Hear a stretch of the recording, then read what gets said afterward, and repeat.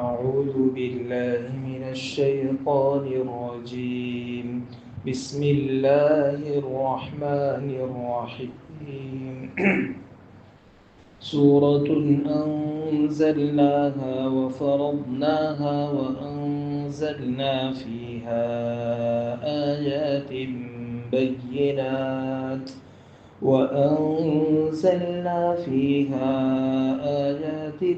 بينات لعلكم تذكرون. الزانية والزاني فاجلدوا كل واحد منهما 100 جلدة ولا تأخذكم بهما رأفة في دين الله إن كنتم تؤمنون بالله واليوم الآخر وليشهد عذابهما طائفة من المؤمنين. صدق الله العظیم. محترم بھائیوں، دوستوں، بزرگوں، قرآن پاک کے 18ویں پارے کی 24ویں صورت ہے سورۃ النور. اس صورت میں اللہ تعالیٰ نے تقریباً 64 یا 63 آیتیں اتاری ہیں، اور قرآن پاک کی جو صورتوں کے نازل ہونے کی ترتیب ہے اس میں 100ویں نمبر پر یا 102 نمبر پر یہ صورت نازل ہوئی ہے.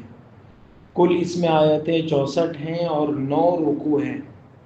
اس صورت کا نام ہے سورہ نور، اور یہ مدنی صورت ہے، یعنی حضور صلی اللہ علیہ وسلم کے مکہ سے مدینہ منورہ ہجرت کرنے کے بعد یہ صورت نازل ہوئی تھی.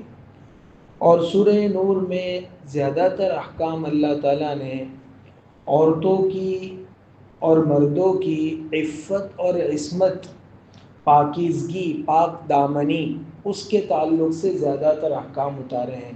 جیسے کسی گھر میں ہمیں داخل ہونا ہے تو کیا طریقہ ہے، اگر کسی مرد سے زنا کا ارتکاب ہو جائے تو پھر کیا کرنا ہے، اس طرح کے احکام اس میں. عورتوں کو پردے کے سلسلے میں شریعت کی کیا احکامات ہیں، تو ان ساری چیزوں کو اس صورت میں اللہ تعالیٰ نے بیان کیا ہے.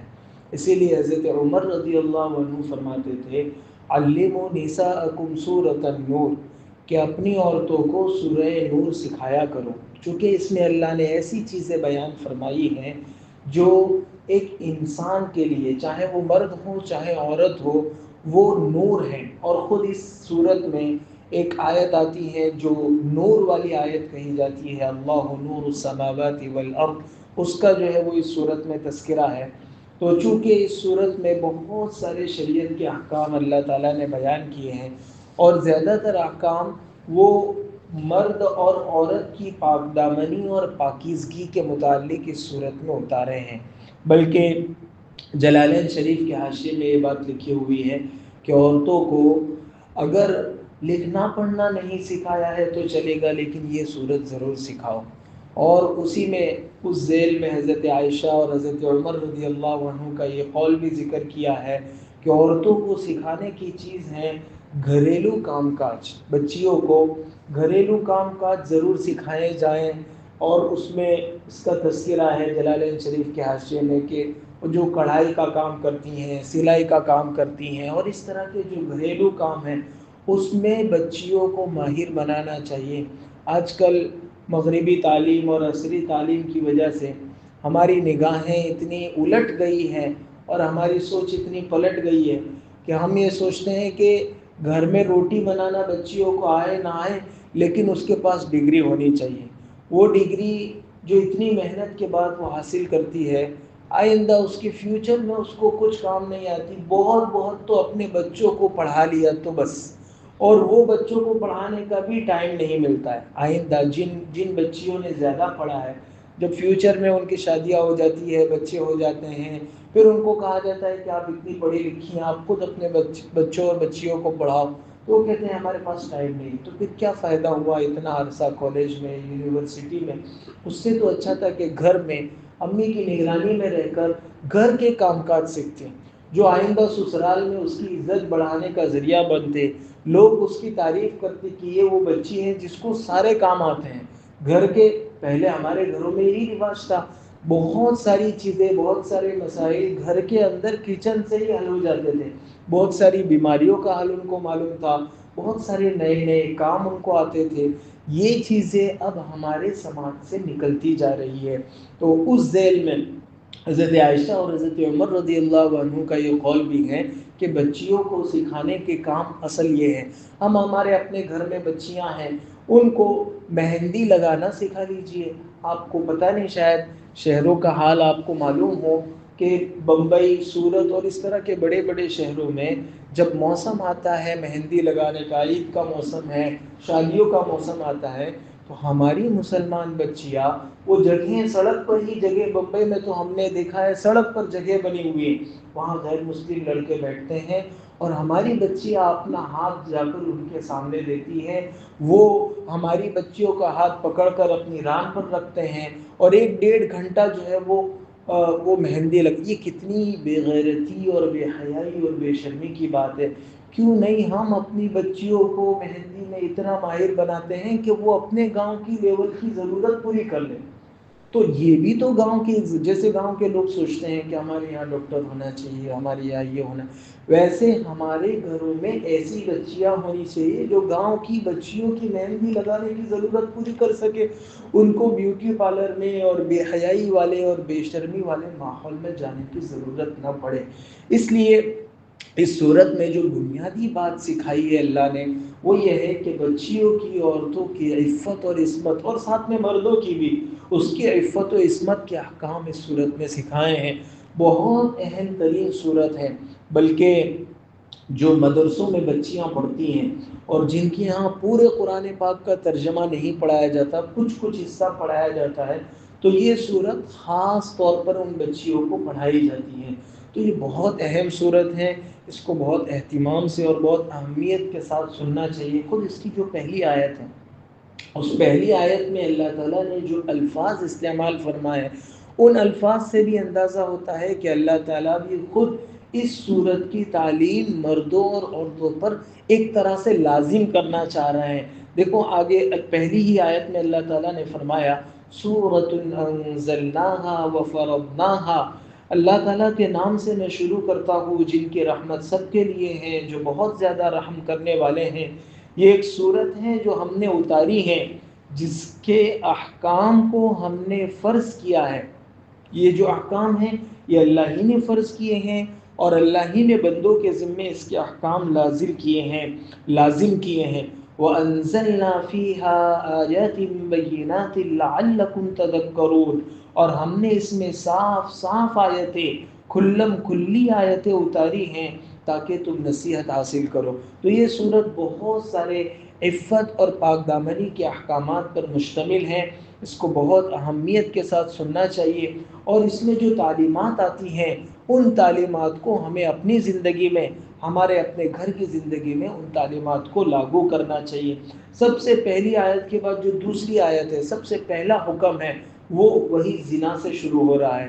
الزانیۃ والزانی فاجلدوا کل واحدۃ منہما 100 جلدہ.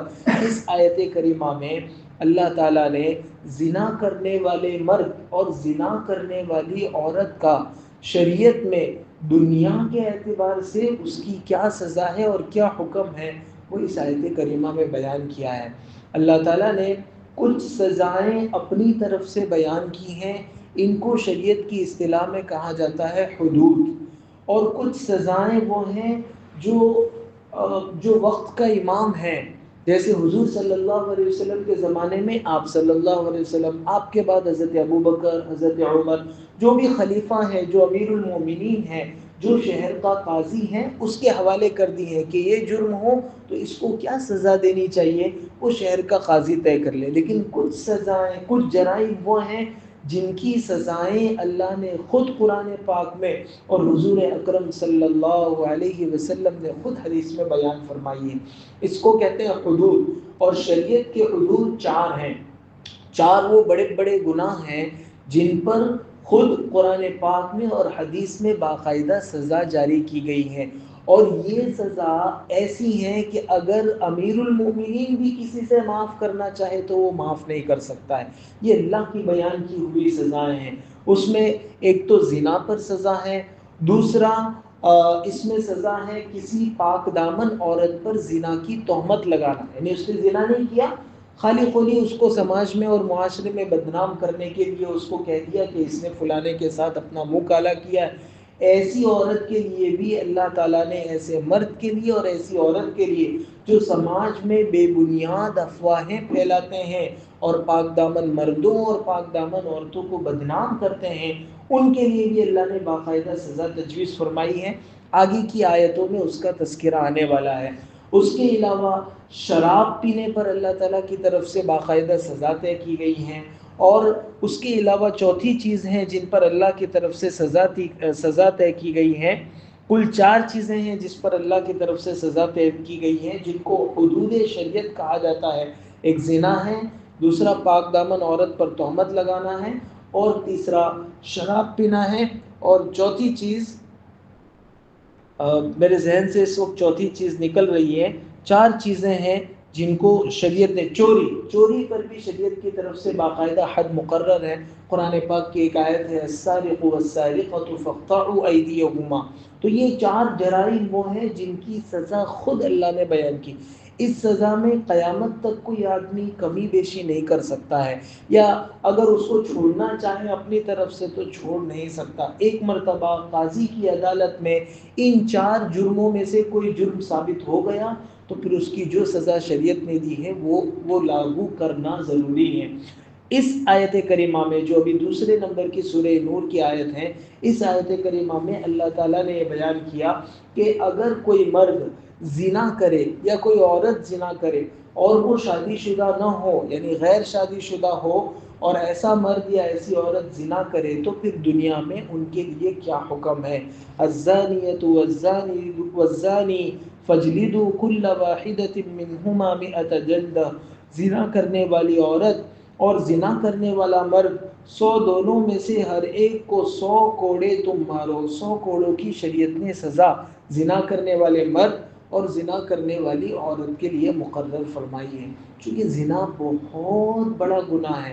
شریعت میں اللہ تعالیٰ نے جن گناہوں کو خاص طور پر حضور صلی اللہ علیہ وسلم نے کبیرہ گناہ بتلایا ہے، بڑا گناہ بتلایا ہے، اکبر الکبائر جس کو کہتے ہیں، اس میں زنا کو بھی شمار کر رہا ہے۔ ایسی حدیثیں ہیں کہ آپ صلی اللہ علیہ وسلم نے لوگوں کو گنوایا کہ دیکھو بڑے بڑے گناہ ہیں۔ اس میں پہلے نمبر پر ہمیشہ اللہ کے رسول صلی اللہ علیہ وسلم گنواتے تھے شرک نہ کرنا اللہ کے ساتھ، پھر دوسرے نمبر پر ناحق کسی کا مرڈر کر دینا، کسی کو مار ڈالنا، اور پھر تیسرے نمبر پر عام طور سے زنا کو ذکر کیا جاتا ہے۔ تو اس سے اندازہ لگانا چاہیے کہ اللہ کی نظر میں زنا کتنا بڑا گناہ ہے کہ اس کو شرک کے ساتھ اور مرڈر کے ساتھ اس کو اللہ تعالیٰ ذکر فرماتے ہیں، اور اس کی وجہ سے آدمی اللہ کی نظر میں اتنا گر جاتا ہے۔ ایک حدیث شریف میں حضور صلی اللہ علیہ وسلم نے فرمایا کہ کل قیامت کے دن اللہ تعالیٰ 3 لوگوں پر رحمت کی نظر نہیں فرمائیں گے، ان کے ساتھ بات نہیں کریں گے اور ان کی طرف رحمت کی نظر نہیں فرمائیں گے۔ اس میں ایک تو وہ فقیر ہے جو تکبر اور گھمنڈ کرتا ہو، دوسرا وہ بادشاہ ہے جو جھوٹ بولتا ہو اور ظلم کرتا ہو، اور تیسرا وہ بوڑھا ہے جو زنا کرتا ہو۔ تو یہ حضور صلی اللہ علیہ وسلم نے فرمایا کہ اللہ تعالیٰ ان کے ساتھ بات بھی نہیں کریں گے، ان کی طرف نظر بھی نہیں کریں گے۔ آج آدمی کا اپنا کوئی اچھا دوست ہو، گھر میں باپ ہو، گھر میں بیوی ہو، وہ اگر ان کے ساتھ بات کرنا بند کر دے تو آدمی کی زندگی تھوڑی بے چین ہو جاتی ہے۔ اس کو کوئی چیز اچھی نہیں لگتی کہ جو میرا محبوب ہے، جو میرے بڑے محسن ہیں، انہوں نے مجھ سے بات چیت کرنا بند کر دیا، وہ میری طرف نظر نہیں کرتے ہیں۔ کل قیامت کے دن جبکہ ہر آدمی اللہ کی رحمت کا محتاج ہوگا، زنا کرنے والے کی طرف اللہ تعالیٰ رحمت کی نظر نہیں فرمائیں گے اور اس کے ساتھ بات بھی نہیں کریں گے۔ تو اس سے اندازہ ہوتا ہے کہ زنا شریعت کی نظر میں کتنا بڑا گناہ ہے۔ بلکہ ایک حدیث میں حضور صلی اللہ علیہ وسلم نے یہاں تک ارشاد فرمایا کہ جب کوئی مومن بندہ زنا کرتا ہے تو اس کے دل سے ایمان نکل جاتا ہے. جس وقت وہ زنا کر رہا ہوتا ہے، مومن مرد مومن عورت، وہ ایمان اس کے دل سے نکل جاتا ہے اور وہ اس کے سر پر جو ہے وہ کھڑا ہو جاتا ہے کہ جب یہ اس برے کام سے فارغ ہوں گا اس کے بعد میں اس کے سینے میں دوبارہ جاؤں گا. یعنی زنا اتنا برا کام ہے کہ اس کے کرتے ہوئے ایمان بھی آدمی کے دل میں نہیں رہتا، ایمان کا نور نکل جاتا ہے. پھر جب وہ اس برے کام سے فارغ ہوتا ہے تو دوبارہ وہ نور اس کے سینے میں آ جاتا ہے. اگر ایسی حالت میں آدمی کا انتقال ہو گیا تو وہ ایمان کے نور کے بغیر اس دنیا سے جا کر کیا اللہ تعالیٰ کو کیا منہ دکھائے گا. اسی لیے حضور اکرم صلی اللہ علیہ وسلم نے فرمایا کہ زنا کی بعض روایتوں میں ہے کہ جیسے تم اپنے کپڑے اتارتے ہو، اسی طرح ایمان بھی آدمی کے دل سے اور اس کے جسم سے زنا کے وقت نکل جاتا ہے. اور روایتیں ہیں جن میں حضور صلی اللہ علیہ وسلم نے فرمایا کہ ایسے زنا کرنے والے کو دردناک عذاب اللہ کی طرف سے دیا جاتا ہے. اور قرآن پاک میں تو اللہ تعالیٰ نے یہ بھی ارشاد فرمایا، ایک سورت ہے جس میں اللہ نے عباد الرحمن، رحمان کے بندوں کی صفات بیان کی ہیں. اس میں اللہ نے آگے ایک آیت ذکر فرمائی، والذین لا يدعون مع اللہ الہا آخر، کہ جو اللہ کے ساتھ دوسرے معبود کو نہیں پکارتے اور بلاتے ہیں. اور پھر آگے فرمایا ولا یقتلون النفس، اور ناحق کسی کو قتل نہیں کرتے، ولا یزنون، اور زنا نہیں کرتے.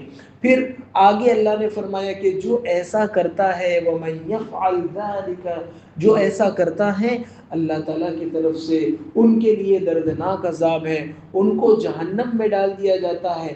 اور نارمل جتنے جہنمی ہیں ان کو سب کو سنگل عذاب ہے. ان کے لیے اللہ نے فرمایا یضاعف له العذاب یوم القیامہ ویخلد فیہ مہانا، کہ ان کو ڈبل عذاب اللہ کی طرف سے زنا کرنے والے کو دیا جاتا ہے اور جہنم میں ان کو ذلیل اور رسوا کر کے ہمیشہ رکھا جاتا ہے.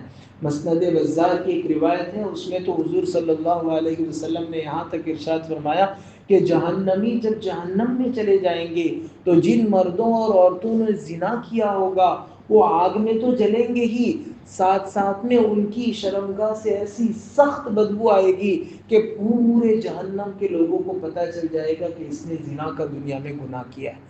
تو جہنم میں بھی اس کی رسوائی، میدان محشر میں تو رسوائی ہوگی ہی ہوگی، جہنم میں جا کر بھی اس کی رسوائی کبھی ختم نہیں ہوگی. اور اس کی شرمگاہ سے ایسی سخت بدبو نکلے گی جس سے سارے جہنم کے لوگ پریشان ہوں گے اور سب کو معلوم ہو جائے گا کہ اس مرد نے یا اس عورت نے دنیا میں زنا کیا ہے.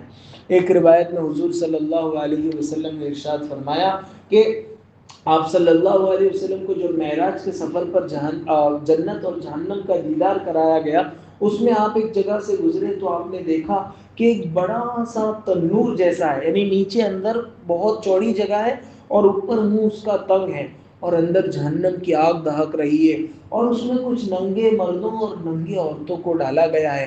جب وہ آگ کا شعلہ اوپر آتا ہے تو ان کے جسم بھی جو ہے وہ کنارے تک آتے ہیں اور جب آگ کا شعلہ کم ہوتا ہے تو وہ واپس نیچے چلے جاتے ہیں. حضور صلی اللہ علیہ وسلم نے حضرت جبرائیل سے پوچھا کہ یہ کون لوگ ہیں؟ کہا یہ آپ کی امت کے زنا کرنے والے مرد اور زنا کرنے والی عورتیں ہیں. ایسا دردناک عذاب کہ تنور، آگ کے تنور میں ان کو ڈال دیا جائے گا اور جب آگ کا شعلہ بلند ہوگا تو وہ اس میں ایسے الٹیں گے پلٹیں گے. اتنا دردناک عذاب حضور صلی اللہ علیہ وسلم نے ارشاد فرمایا. اور حضرت سیدہ میمونہ رضی اللہ عنہا کی روایت ہے، فرماتی ہیں کہ زنا سے پیدا ہونے والے بچے جب عام ہو جائیں تو سمجھو کہ اب اللہ تعالیٰ کا عذاب بہت قریب ہے. اور پھر حضور صلی اللہ علیہ وسلم نے یہ بھی فرمایا پڑوسی عورت کے ساتھ زنا کرنا عام عورت کے ساتھ زنا کرنے کے مقابلے میں، یعنی عام عورتوں 10 عورتوں کے ساتھ زنا کرو اور پڑوسی عورت کے ساتھ زنا کرے تو اللہ کی نظر میں یہ زیادہ برا ہے، اس لیے کہ پڑوسی پڑوس ہونے کی حیثیت سے آپ پر بھروسہ کرتا ہے اور اس کے ویسے بھی زنا ہر سماج میں برا ہے. کوئی بھی آدمی زنا کو پسند نہیں کرتا. کون یہ چاہتا ہے کہ میرے حرم میں میری میرے گھر والوں پر، میرے اپنے رشتہ داروں پر کوئی برا ہاتھ ڈالے، کوئی بری نظر ڈالے۔ اور شریعت میں بہت سارے احکام اسلام میں دھیرے دھیرے نازل ہوئے۔ جیسے پہلے شراب کی اجازت تھی، پھر بعد میں شراب کے سلسلے میں اللہ تعالیٰ نے فرمایا کہ اس کا نقصان بھی ہے اور نفع بھی ہے، نقصان زیادہ ہے۔ پھر اللہ نے فرمایا کہ ایک کام کرو، ویسے تو پی سکتے ہو لیکن نماز کے لیے آؤ تو پی کر نہ آنا۔ پھر حکم آیا کہ اب بالکل نہیں پینا۔ لیکن زنا اتنا برا کام ہے کہ پہلے دن سے یہ حرام تھا۔ ہاں، اس کی سزا کے سلسلے میں شریعت نے جو ہے وہ مرحلے وار اس کی سزا سخت کی۔ اسلام میں یہ بھی ایک حکمت ہے کہ جب بھی کوئی سخت سزا حضور صلی اللہ علیہ وسلم نے بیان فرمائی تو ڈائریکٹ سخت سزا نہیں دی، بلکہ دھیرے دھیرے اس مرحلے تک پہنچے۔ پہلے قرآن پاک کی ایک اور آیت ہے جس میں پہلے کیا سزا تھی وہ اللہ تعالیٰ نے اس آیت میں بیان کیا ہے۔ سورہ نساء کی وہ آیت ہے واللاتی یأتین الفاحشۃ من نسائکم فاستشہدوا علیہن اربعۃ منکم فإن شہدوا فأمسکوہن فی البیوت حتی یتوفاہن الموت او یجعل اللہ لہن سبیلا واللذان یأتیانہا فآذوہما فإن تابا وأصلحا فأعرضوا عنهما إن الله كان توابا رحيما۔ یہ دو آیتیں ہیں، سورہ نساء کی ہیں۔ ان دو آیتوں میں اللہ نے یہ بیان کیا کہ اگر کسی مرد یا عورت سے زنا ہو جائیں تو پھر شریعت نے اس وقت قرآن پاک کی اس آیت میں یہ حکم تھا کہ 4 گواہوں سے اگر یہ گناہ، یہ زنا ثابت ہو جاتا ہے، یہ منہ کالا کرنا ثابت ہو جاتا ہے، تو پھر حکم یہ ہے کہ ان کو، اس عورت کو گھر میں قید کر دو، گھر میں سے نکلنے کی اس کو اجازت نہیں یہاں تک کہ وہ اس کا انتقال ہو جائے یا یہاں تک کہ وہ توبہ کر لے۔ اور ساتھ ہی میں اللہ نے آگے یہ بھی ارشاد فرمایا او یجعل اللہ لہن سبیلا، یا اللہ ان کے لیے کوئی اور حکم نازل فرمائے۔ حضرت عبداللہ ابن عباس رضی اللہ عنہما فرماتے ہیں کہ اسی آیت سے ہم کو اندازہ ہو گیا تھا کہ آگے کوئی اور حکم آئے گا۔ چنانچہ مدینہ منورہ میں پھر یہ آیت کریمہ اتری اور زنا کرنے والے مرد اور زنا کرنے والی عورتیں جن کی شادیاں نہیں ہوئی ہیں ان کو 100 کوڑے لگانے کا حکم نازل فرمایا گیا۔ ورنہ پہلے مردوں کے لیے حکم یہ تھا کہ اگر کسی نے زنا کیا ہے تو آپ صلی اللہ علیہ وسلم کہتے تھے مارو اس کو، تو کوئی جو ہے وہ چپل سے مارتا تھا، کوئی ہاتھ سے مارتا تھا، یہ پہلے تھا۔ لیکن پھر جب مسلمان جمنے لگے اور شریعت کے اور احکام اترے تو پھر 100 کوڑوں کی سزا مردوں کے لیے بھی اور عورتوں کے لیے بھی۔ شرط یہ ہے کہ وہ شادی والے نہ ہوں۔ اگر شادی والے ہیں تو پھر تو اور زیادہ سخت سزا ہے۔ پھر تو یہ حکم ہے کہ شادی شدہ مرد یا شادی شدہ عورت اگر زنا کریں تو پھر حکم یہ ہے کہ ان کو پتھر مارا جائے، اور اتنے پتھر مارے جائیں کہ وہ ہلاک ہو جائے، جس کو رجم کہتے ہیں، سنسار کہتے ہیں۔ اور اس کے لیے بھی اللہ نے اس صورت میں ایک آیت نازل فرمائی تھی الشیخ والشیخۃ اذا زنیا فرجموہما نکالا من اللہ۔ حضرت عمر رضی اللہ عنہ اپنے زمانے میں منبر رسول پر کھڑے ہو کر خطبہ دیتے تھے اور کہتے تھے کہ ہم نے بھی حضور اکرم صلی اللہ تعالیٰ نے قرآن پاک میں رجم کا حکم نازل فرمایا، مرد اور عورت شادی شدہ ہوں اور زنا کرے تو ان کو سنسار کرنے کا حکم نازل فرمایا۔ حضور صلی اللہ علیہ وسلم نے اپنے زمانے میں اس پر عمل کیا، حضرت ابوبکر نے عمل کیا، ہم نے بھی اس پر عمل کیا۔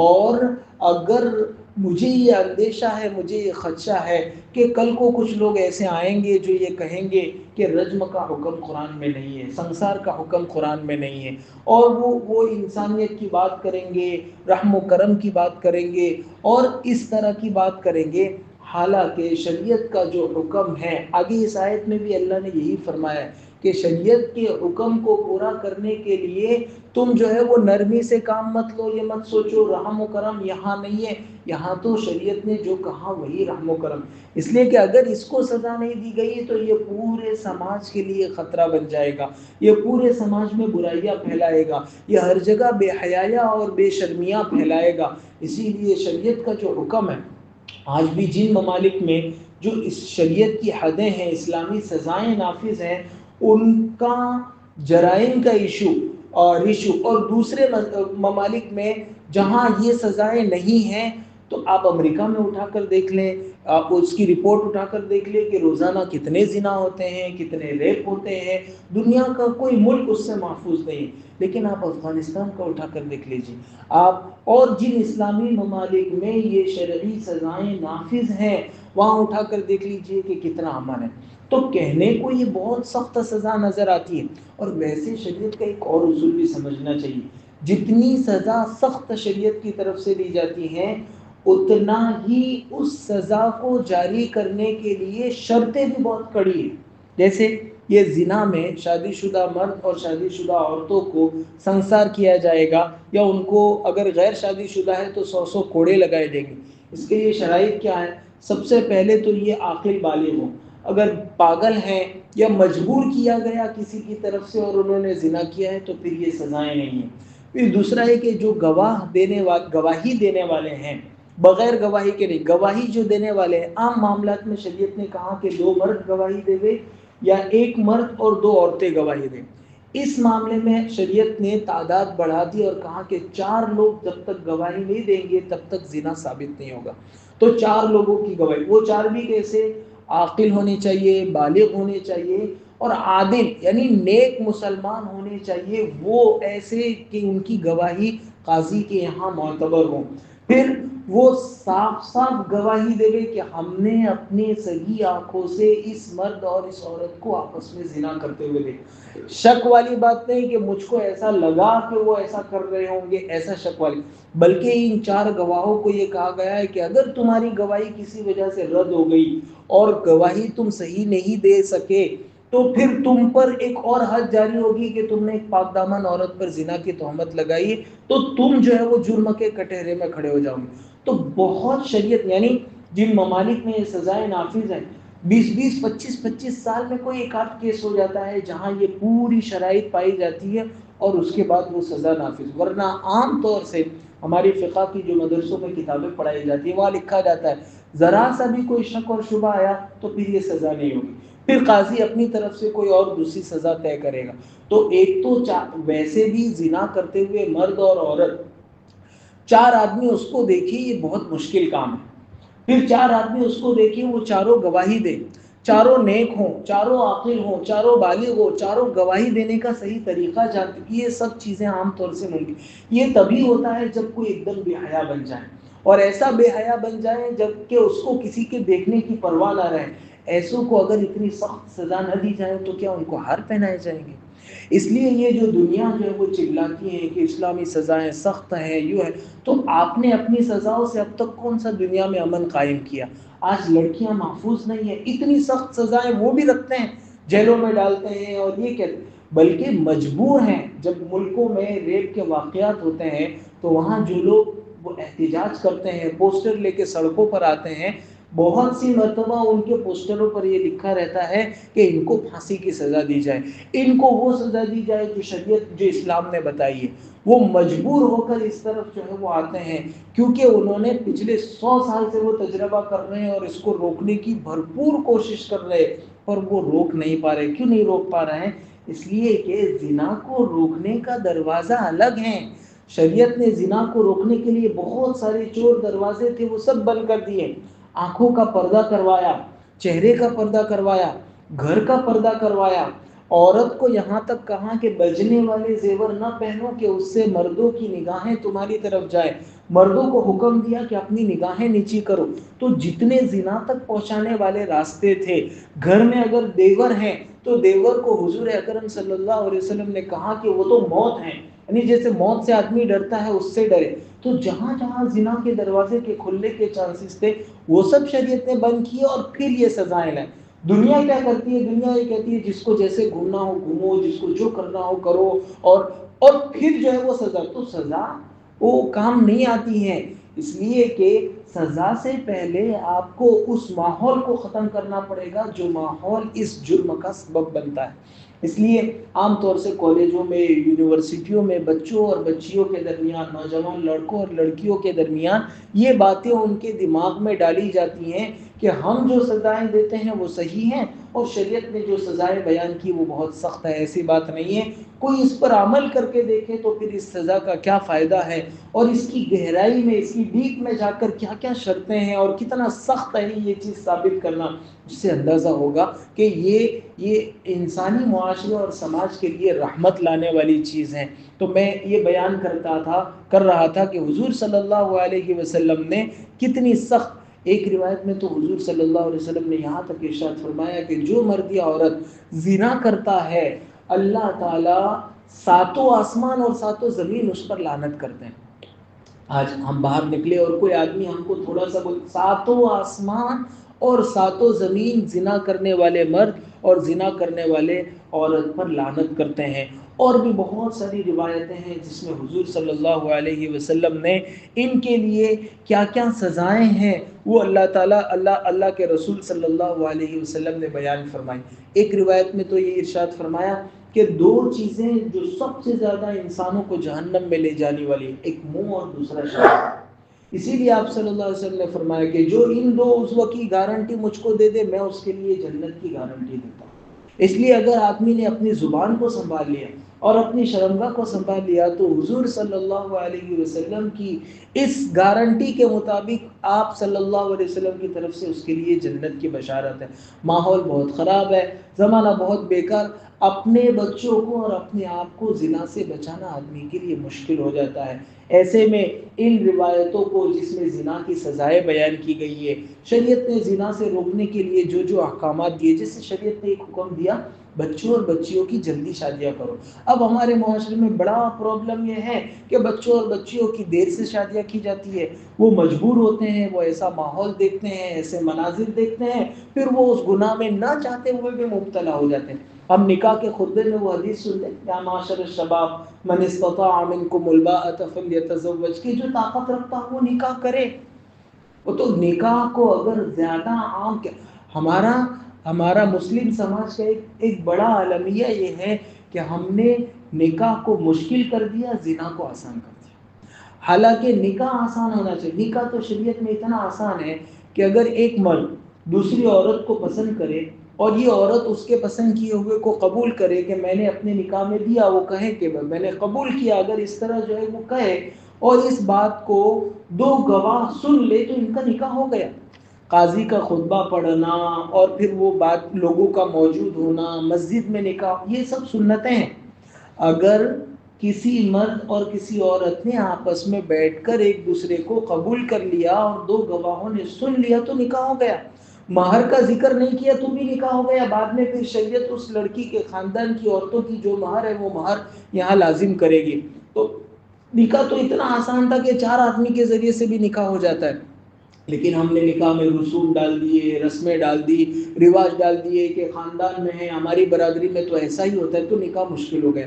جب جس سماج میں نکاح مشکل ہوگا تو پھر زنا آسان ہو جائے گا، اور جس سماج میں نکاح آسان ہوگا تو پھر زنا کرنا مشکل ہو جائے گا۔ تو آدمی کی فطری ضرورت پوری کرنے کے لیے بچوں اور بچیوں کی جلدی نکاح کروانے چاہیے۔ حضرت عائشہ کی روایت ہے، اس میں تو صاف یہ ہے کہ 3 چیزوں میں تاخیر نہیں کرنی چاہیے، دیری نہیں کرنی چاہیے۔ اس میں ایک یہ ہے کہ بچے اور بچیاں جب بالغ ہو جائیں تو ان کے نکاح میں دیری نہیں کرنی چاہیے۔ تو کچھ تو گاؤں کے لوگ ہوں، کچھ تو سماج میں ایسے لوگ ہوں جو اس سلسلے میں ہمت کرے، پہل کرے۔ بہت سے لوگ یہ کہتے ہیں کہ یہ بچہ اپنے پیروں پہ کھڑا ہو جائے گا، وہ تو اللہ تعالیٰ اس کے رزق کا انتظام کریں گے۔ پہلے اس گھر میں 4 لوگ رہتے تھے تو 4 لوگوں کی روزی جو ہے وہ آسمان سے نازل ہوتی تھی، 5واں آئے گا تو وہ اپنی روزی لے کر آئے گا، اللہ روزی کا دروازہ کھولیں گے۔ قرآن پاک میں اللہ نے فرمایا وَأَنكِحُوا الْأَيَامَ مِنكُمْ، کہ تم جو ہے وہ عورتوں سے نکاح کرو، إِن يَكُونُوا فُقَرَاءَ يُغْنِهِمُ اللَّهُ، اگر تم جو ہے وہ فقیر ہوں گے، محتاج ہوں گے، پیسوں کی ضرورت ہوگی تو اللہ نکاح کی برکت سے جو ہے وہ اس کے راستے کھولے گا۔ جس کا نکاح نہیں ہوا ہے ان کو تو یہ کہا گیا ہے کہ ان کا ایمان آدھا ہے، تو ان کا ایمان مکمل کرنا چاہیے، ان کے نکاح کرانے کی سبیلیں پیدا کرنی چاہیے، اور اس کی جو شریعت کے علاوہ جو رسمیں ہیں جن کی وجہ سے نکاح مشکل ہو گیا ہے، دعوت کو لازم سمجھا جاتا ہے، پورے گاؤں کو کھلانا، پوری برادری کو، ایسا کچھ بھی نہیں ہے شریعت میں، بہت آسان ہے۔ اور ولیمہ ایک آدھ مسنون ہے، ولیمہ میں بھی کوئی پورے گاؤں کو، پورے رشتہ داروں کو بلانا کوئی ضروری نہیں ہے۔ آپ صلی اللہ علیہ وسلم کے بہت سے ولیمے ہوئے، 9 شادیاں، 9 نکاح ہوئے۔ بعض مرتبہ تو ولیمے میں آپ نے کہا کہ بھائی کی ساتھیوں کے پاس کیا کیا ہے، کسی کے پاس کچھ کھجور تھی، کسی کے پاس کچھ پنیر تھا، وہ سب دسترخوان پہ رکھا اور کہا کہ کھا لو، یہ ہو گیا ولیمہ۔ کبھی ایسا کہا کہ اپنے اپنے گھروں سے لے آؤ اور وہاں ٹفن رکھ دیا اور سب نے مل کر کھا لیا، ولیمہ ہو گیا۔ اور کبھی باقاعدہ آپ نے بکرا بھی ذبح کروایا ہے۔ تو حضور صلی اللہ علیہ وسلم کی زندگی میں ہر امتی کے لیے نمونہ موجود ہے۔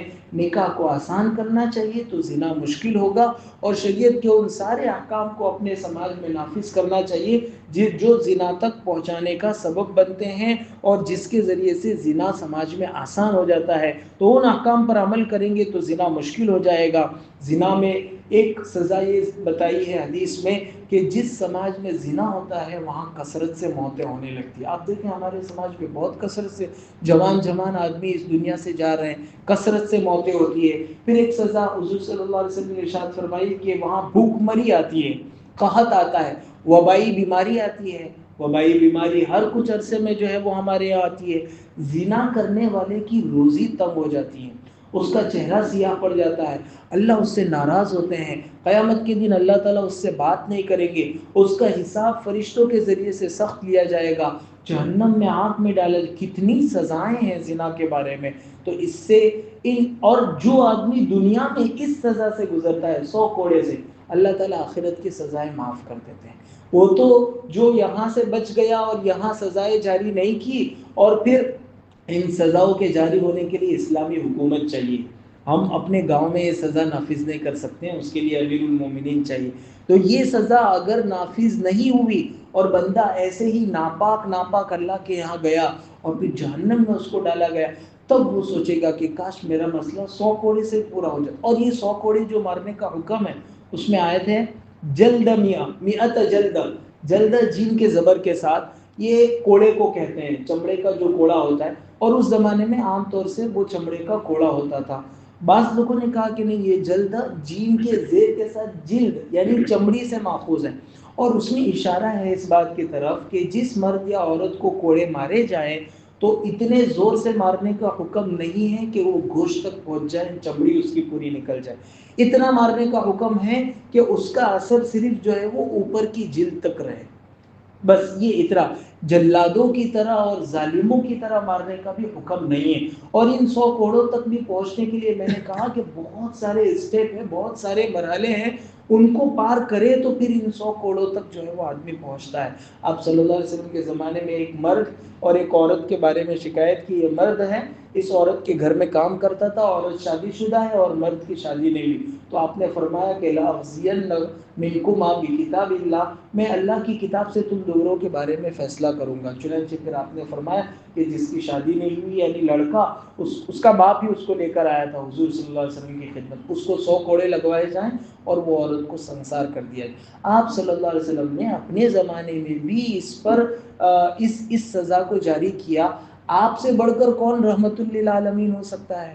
تو کیا آپ کے دل میں ہاں یہ حکم ہے کہ اکا دکا لوگوں کو اگر زنا کی بات معلوم ہو، کسی ایک آدمی نے دیکھا ہو، تو پھر اس کو یہ حکم ہے کہ تم جانے دو، وہ اللہ تعالیٰ سے توبہ کر کے اپنی معافی کروا لے تو ٹھیک ہے۔ لیکن ایک مرتبہ قاضی کی عدالت میں ثابت ہو گیا، 4 لوگوں نے گواہی دے دی، پھر تو قاضی نہیں، امیر المومنین بھی چاہے تو اس سزا کو معاف نہیں کر سکتا ہے۔ اب جو ہے وہ اللہ کا حکم پورا کرنا ضروری ہو گیا۔ اس آیت کریمہ میں اسی حکم کو بیان کیا گیا ہے۔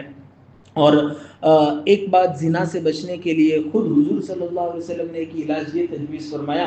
ایک صحابی آئے اور سب صحابہ بیٹھے ہوئے تھے، کہا کہ اللہ کے رسول مجھ کو زنا کی اجازت دیجیے۔ زنا کے بارے میں اتنا سخت حکم اور اوپر سے وہ اجازت لینے آیا، سب صحابہ اس کو مارنے کے لیے دوڑے. حضور نے فرمایا نہیں نہیں بیٹھو بیٹھو، اس کو بات کرنا ہے، اس کو قریب بلائے کہ یہاں آ جائے. وہ اتنا قریب آیا کہ آپ صلی اللہ علیہ وسلم اس کو ہاتھ لگا سکے، اتنا قریب بلایا. پھر اس نوجوان کو سمجھایا کہ دیکھو تم جس عورت کے ساتھ زنا کرو گے، آپ صلی اللہ علیہ وسلم نے اس کو سمجھایا کہ اگر تم یہ پسند کرتے ہو کہ کوئی تمہاری ماں کے ساتھ زنا کرے. اس نے کہا کہ نہیں اللہ کے رسول، ہرگز نہیں. قسم کھائی اس نے کہ میں بالکل پسند نہیں کرتا. تو حضور نے فرمایا پھر اور لوگ بھی پسند نہیں کرتے کہ کوئی ان کی ماں کے ساتھ زنا کرے، کیا تم یہ پسند کرتے ہو کہ اپنی بہن کے ساتھ زنا کرو؟ تو اس نے کہا کہ ہرگز نہیں. آپ صلی اللہ علیہ وسلم نے فرمایا کہ پھر اور لوگ بھی پسند نہیں کرتے ہیں کہ وہ ان کی بہن کے ساتھ کوئی زنا کرے. اس طرح مختلف رشتے گنوا کر ان کو سمجھایا. پھر ان کے سینے پر ہاتھ مار کر حضور صلی اللہ علیہ وسلم نے ان کو دعا دی، اللہم اغفر ذنبہ وطہر قلبہ وحسن فرجہ. اللہ اس کے گناہ معاف فرما دے اور اس کا سینہ پاک فرما دے اور اس کی شرمگاہ محفوظ فرما دے. کہتے ہیں کہ اس کے بعد کبھی زندگی میں زنا کا خیال نہیں آیا. اس سے پہلے زنا سے زیادہ پسندیدہ کوئی چیز نہیں تھی، اس واقعے کے بعد زنا سے زیادہ بری اور ناپسندیدہ چیز میرے نزدیک کوئی نہیں تھی. یہ دعا ہم کو بھی اپنے بچوں کو سکھانا چاہیے، اللہم اغفر ذنبی وطہر قلبی وحسن فرجی. 3 چھوٹے چھوٹے جملے ہیں، گناہ معاف فرما، میرے دل کو پاکیزہ فرما اور میری شرمگاہ کو محفوظ فرما. حدیث میں باقاعدہ اور دعائیں بھی ہیں. آپ کو معلوم ہے حدیث میں اللہ کے رسول صلی اللہ علیہ وسلم نے امت کو جن چیزوں کے شر اور برائی سے بچنے کی دعا مانگنے کا حکم دیا ہے، اس میں ایک یہ ہے کہ اللہ کے رسول صلی اللہ علیہ وسلم نے ارشاد فرمایا، اللہ منی کے شر سے، منی یعنی آدمی کے جسم سے جو ناپاک قطرے نکلتے ہیں، منی کے شر سے میری حفاظت فرما. تو اس میں کچھ ہوگا نا جس کی وجہ سے اللہ کے رسول صلی اللہ علیہ وسلم نے امت کو یہ تعلیم دی.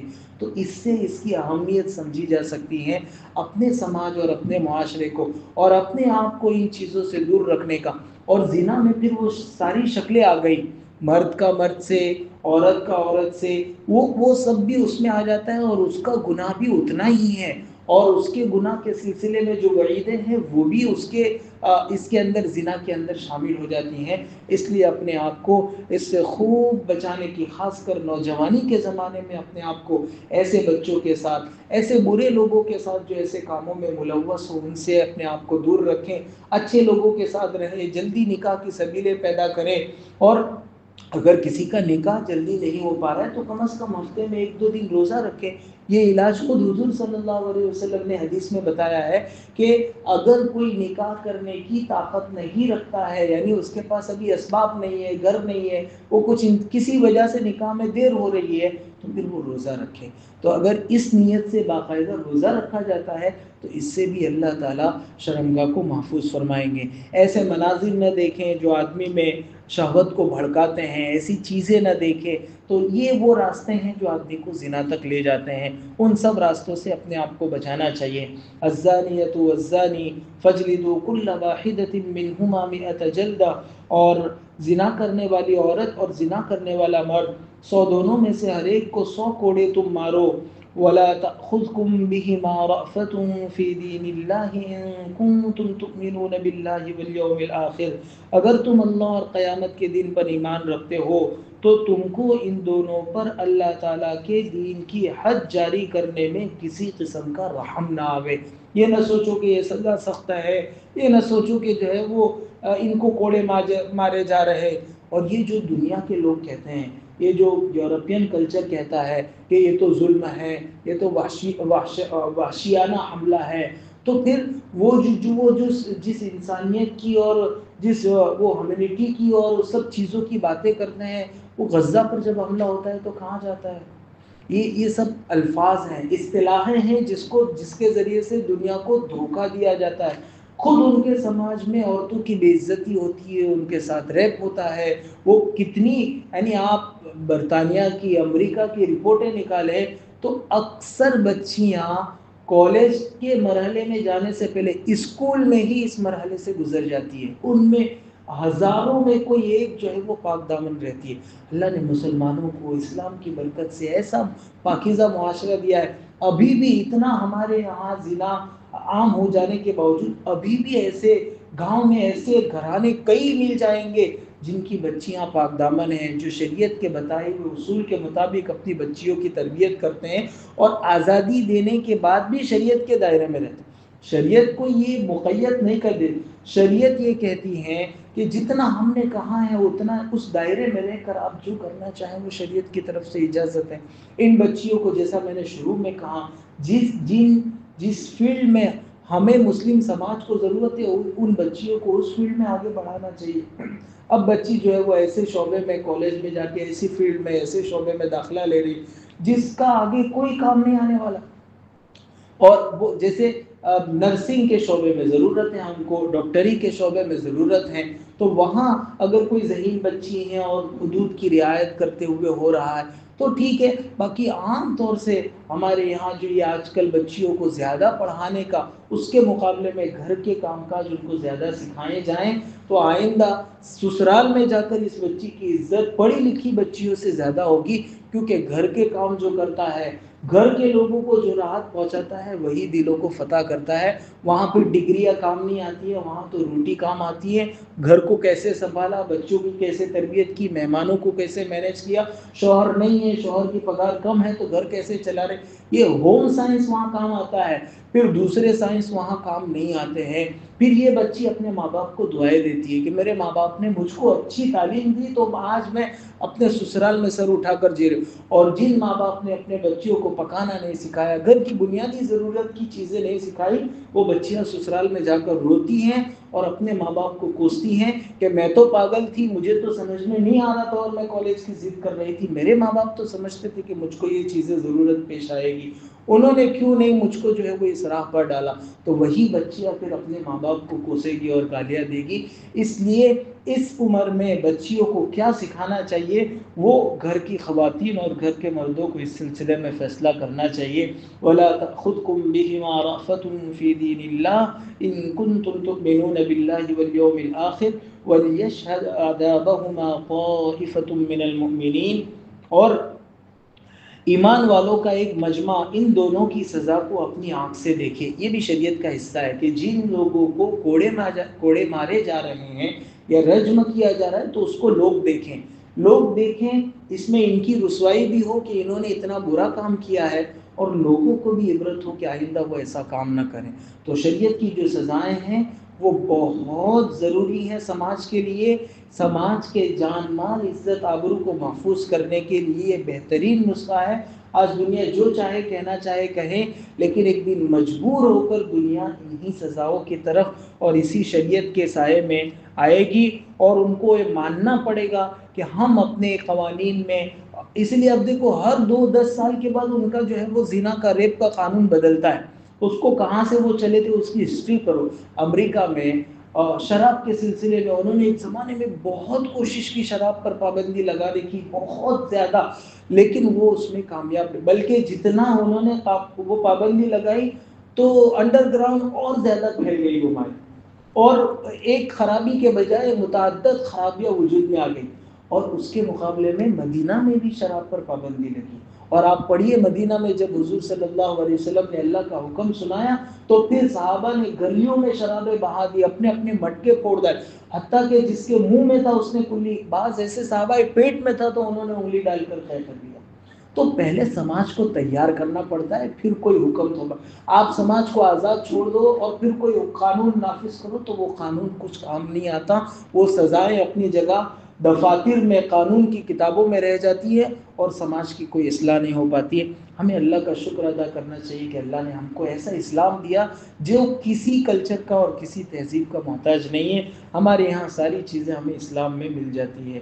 اللہ تعالی ہم کو اسلام کی صحیح معنوں میں قدر کرنے کی اور ایمان کا شکر ادا کرنے کی توفیق عطا فرمائے. سبحانك اللهم وبحمدك وتبارك اسمك وتعالى جدك ولا إله غيرك. اللهم صل على سيدنا مولانا محمد وعلى آل سيدنا مولانا محمد كما صليت على إبراهيم وعلى آل إبراهيم إنك حميد مجيد. اللهم بارك على سيدنا مولانا محمد وعلى آل سيدنا مولانا محمد كما باركت على إبراهيم وعلى آل إبراهيم إنك حميد مجيد.